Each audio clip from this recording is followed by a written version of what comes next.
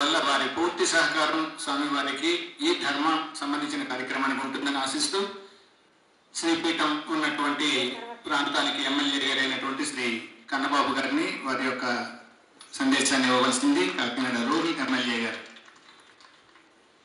Sripeetham MLA గారు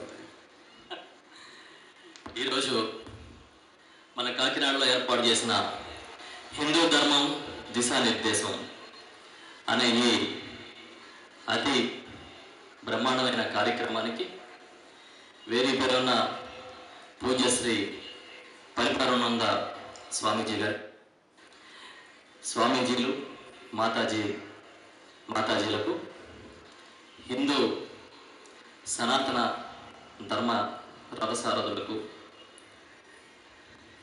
ధర్మ పరిరక్షణ కోసం పాటుపడుతున్న ఎన్టీవీ, ఇతర మీడియా సంస్థల అధినేత నరేంద్ర చౌదరి గారికి, మేడం రమాదేవి గారికి, మాజీ డీజీపీ అరవిందరావు గారికి, పెద్దలు గజల్ శ్రీనివాస్ గారికి, ఇతర పెద్దలందరికీ వేదిక పేరున ప్రభాకర్ గారు, మాలకొండ గారు, ఇతర పెద్దలందరికీ నా హృదయపూర్వక నమస్కారం.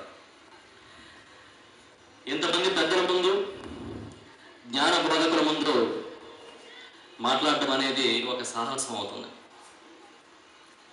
ఎంత పెద్ద యాత్ర అయినా ఒక అడుగుతో ప్రారంభమవుతుందంటారు.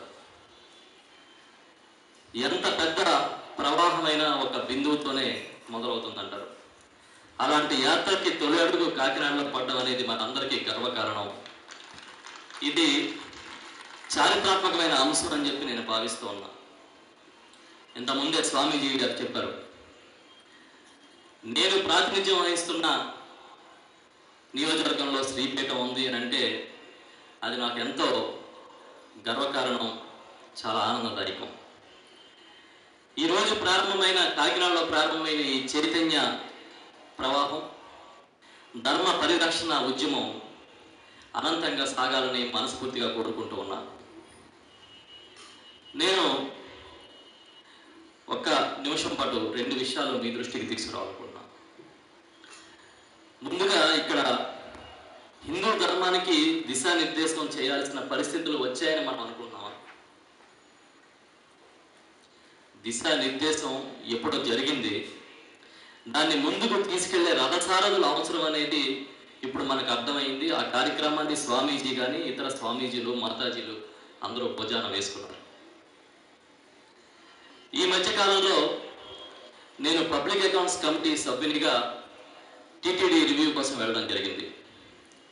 వెళ్ళినప్పుడు నేను అక్కడ ఈఓ గారికి 2 విషయాలు అధికారిక పూర్వకంగా సమావేశంలో చెప్పడం జరిగింది.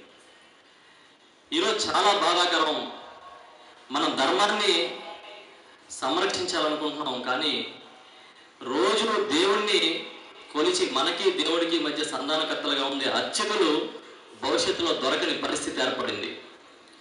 అర్చకుల పిల్లలకి పెళ్లిళ్ళు జరగని పరిస్థితి ఏర్పడింది. వాళ్ళ పిల్లల్ని చదివించుకోలేనంత పేదరికంలో ఉన్నారు. ఈ మధ్య ఒక సంఘటన జరిగింది, అదే ఆయన చెప్పాను, నా నియోజకవర్గంలో జరిగిన ఒక సంఘటన. ఒక అర్చకుడు గుండెపోటుతో మరణిస్తే వారికి సహాయం చేసే ఏ కూడా ఈ ప్రభుత్వంలో లేదు. వాళ్ళు ఏ కేటగిరీలో వస్తారనేది ఎవరికి అర్థం కాని పరిస్థితి. నేను అదే చెప్పాను టీటీడీ ఈఓ గారికి, దయచేసి ఈ రాష్ట్రంలో అర్చకుల బాగు కోసం, వాటి బాగోగులు చూడటం కోసం మీలాంటి ధార్మిక సంస్థ, దేవాలయం కంకణం కట్టుకుంటే బాగుంటుందని, తప్పకుండా ఏదో ఒక కార్యక్రమాన్ని చేపడతామని ఆయన హామీ ఇచ్చారు. మరొకటి, మా చిన్నప్పుడు నాకు బాగా గుర్తు, ఉదయం ఎక్కడో దూరాన ఉన్న ఆలయం నుంచి భగవద్గీత వినిపిస్తుంటే 5 గంటలు అయిందని అర్థమయ్యి పక్కన లేచి పుస్తకాలు తీసేవాళ్ళం. ఇవాళ ఆ పరిస్థితి లేదు.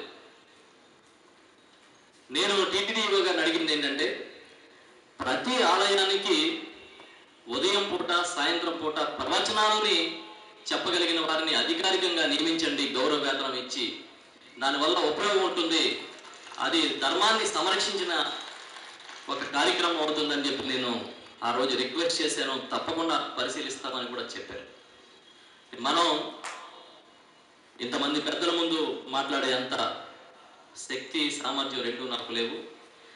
ఇది హిందూ మతం కాదు, హిందూ ధర్మం అని మీరు చెప్పింది నాకు చాలా నచ్చింది.